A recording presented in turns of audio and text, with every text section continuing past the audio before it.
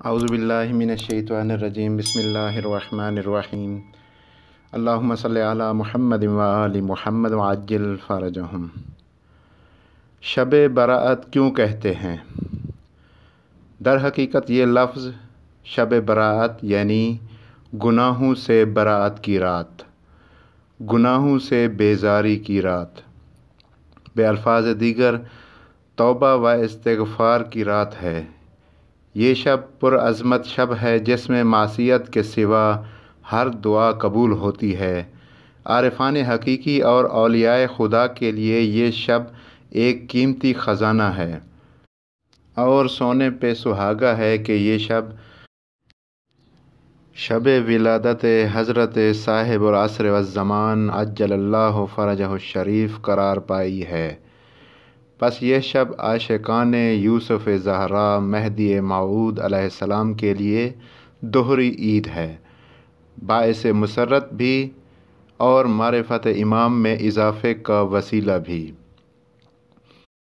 حضرت امام سجاد علیہ السلام فرماتے ہیں، ہمارے قائم کی دو غیبتیں ہیں، ان میں سے ایک پہلی سے طویل تر ہوگی اور اس قدر طویل ہوگی کہ اکثر ولایت کے معتقد اس امر سے خود کو پیچھے ہٹا لیں گے، مگر وہ لوگ ثابت قدم رہیں گے جن کا ایمان مستحکم اور معرفت صحیح ہوگی، اور وہ اپنے ذات کے حوالے سے ہمارے کسی بھی حکم یا فیصلے سے نہیں گھبرائیں گے اور ہم اہل بیت کو کاملاً تسلیم کر چکے ہوں گے۔ انسان کو اللہ تعالیٰ نے 4 اہداف کے تحت خلق فرمایا، ان میں سے ایک اللہ تعالیٰ کی عبادت ہے اور بندگی کی حقیقت دعا ہے۔ دعا یعنی غنی مطلق کے آگے اپنی تمام حاجات کو تسلیم کر دینا۔ اگر اللہ کی بارگاہ میں انسان کی کوئی حیثیت ہے تو اسی دعا سے ہے۔ نیاز مندی اور اللہ کی بارگاہ میں محتاجی کا احساس ہی انسان کے مرتبے کو بلند کرتا ہے۔ امام علی علیہ السلام نے پیغمبر اسلام سے نقل کرتے ہوئے فرمایا، خداوند عالم نے نیمہ شعبان میں ایک فرشتہ کو نازل کیا جو غروب سے طلوع فجر تک یہ ندا دیتا ہے، کیا آج کی رات کوئی توبہ کرنے والا ہے تاکہ میں اس کے گناہوں کو بخش دوں؟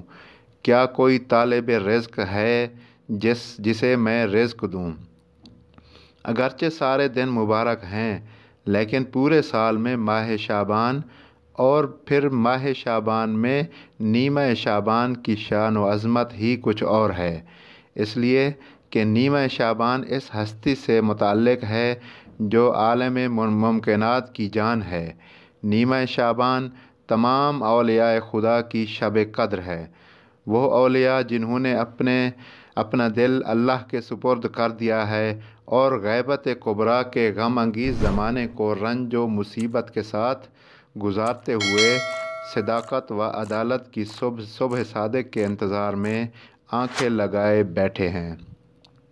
نیمہ شعبان کی فضیلت بیان کرتے ہوئے امام محمد باقر علیہ السلام فرماتے ہیں، نیمہ شعبان شب قدر کے بعد سب سے زیادہ فضیلت والی شب ہے۔ اس رات اللہ اپنے بندوں کو نوازتا ہے اور ان پر احسان کرتے ہوئے ان کے تمام گناہوں کو بخش دیتا ہے۔ اس لیے آج کی رات اللہ سے قرب حاصل کرنے کی کوشش کرو، اس لیے کہ اللہ نے اپنی ذات کی قسم کھائی کہ اگر مانگنے والا کسی ایسی چیز کی درخواست نہ کرے جو گناہ ہو تو اللہ تعالیٰ آج کی رات اس کی کسی حاجت کو رد نہیں کرے گا۔ ایک اور روایت میں امام رضا علیہ السلام نے اس رات کی فضیلت کے بارے میں فرمایا، یہ نیمہ شعبان کی رات ہے کہ جس رات اللہ تعالیٰ اپنے بندوں کو جہنم کی آگ سے نجات دیتا ہے اور ان کے گناہان کبیرہ کو بخشتا ہے۔ اس لیے آج کی رات زیادہ سے زیادہ اللہ کا ذکر کرو، دعا کرو اور استغفار کرو، کیونکہ میرے والد گرامی نے فرمایا ہے کہ آج کی رات کی دعا ضرور قبول ہوتی ہے۔ نیمہ شعبان کی رات کی بے شمار فضیلتیں ہیں کہ اگر اس کی عظمت کو سمجھنا ہے تو رسول خدا صلی اللہ علیہ وآلہ وسلم کی اس تشبیہ کو سمجھیے جس میں آپ نے فرمایا علی ابن ابی طالب علیہ السلام کی عظمت اہل بیت کے درمیان ایسی ہے جیسے نیمہ شعبان کی عظمت تمام ایام پر ہے۔ یہ رات ہمارے قلوب اور ہمارے زمانے کے سردار امام زمانہ عجل اللہ تعالی فرجہ الشریف کی ولادت کی رات ہے۔ اس رات میں کئی اعمال ہیں۔ اس شب کا ایک اور بہترین عمل نماز جعفر طیار ہے۔ حضرت امام موسیٰ کاظم علیہ السلام فرماتے ہیں جو شخص نماز جعفر طیار پڑھتا ہے اس کے گناہ اگر ریت کے برابر اور دریا کی موج کے برابر ہوں تو بھی خداوند متعال اس کو معاف فرما دے گا۔ اس کے علاوہ حضرت امام جعفر صادق علیہ السلام سے پوچھا گیا کہ اس رات کا سب سے بہترین عمل اور بہترین دعا کیا ہے؟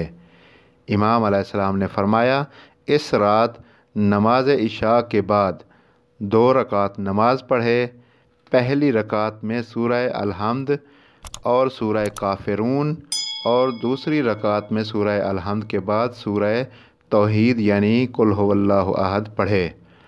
نماز کا سلام پڑھنے کے بعد تسبیح حضرت فاطمہ زہرا سلام اللہ علیہا پڑھے، اس طریقے سے 33 مرتبہ سبحان اللہ، 33 مرتبہ الحمدللہ اور 34 مرتبہ اللہ اکبر، یعنی جو رائج ہے عام طور پر پڑھی جاتی ہے تسبیح اس کے برعکس پڑھے، اور پھر اس کے بعد یہ دعا پڑھے۔ اس دعا کے ابتدائی کلمات یا من الیہ ملجا العباد فی المہمات، اور اس کو اسألک بک لا بشیء هو اعظم منک یہاں تک پڑھنی ہے۔ پھر سجدہ میں جا کر 20 مرتبہ یا رب پڑھے، 7 مرتبہ یا اللہ پڑھے، 7 مرتبہ لا حول ولا قوت الا باللہ، 10 مرتبہ ما شاء اللہ پڑھے، 10 مرتبہ لا قوت الا باللہ۔